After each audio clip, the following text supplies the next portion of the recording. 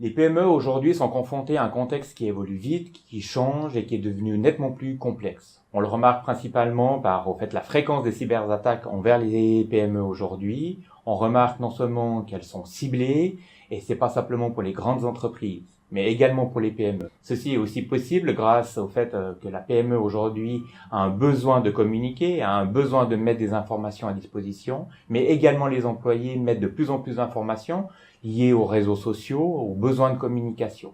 Ceci donne des possibilités aux cybercriminels de collecter ces informations et de construire des attaques ciblées aussi pour les PME.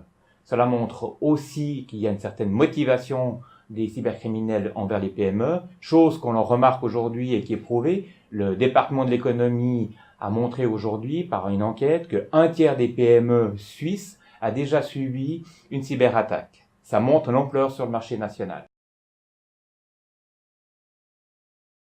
La PME aujourd'hui, son contexte a évolué parce que son outil de production est entièrement lié au système d'information et en est dépendant.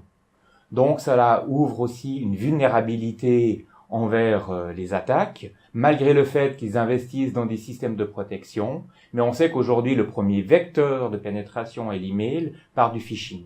Ce que la met en évidence, c'est que c'est l'employé qui est au cœur, qui est un élément central de la vulnérabilité de l'entreprise. Les entreprises aujourd'hui ont un moyen assez simple de se prémunir de ce genre de risque, c'est la sensibilisation des employés.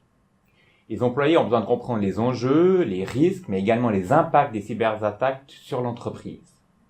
Pour cela, elle doit aussi comprendre les règles édictées de l'usage des systèmes d'information, les bonnes pratiques à mettre en œuvre. Typiquement, la détection des emails de phishing sont des choses qui ne sont pas forcément simples à faire aujourd'hui.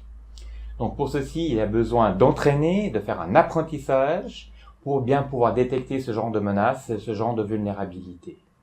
L'entreprise a aussi besoin de s'assurer que ces bonnes pratiques sont mises en place et de s'assurer au fait de sa qualité en termes de gestion des systèmes d'information et de sa sécurité. Ces éléments passent d'une part par des éléments techniques, mais passent aussi par des éléments humains de formation et également de compréhension des enjeux.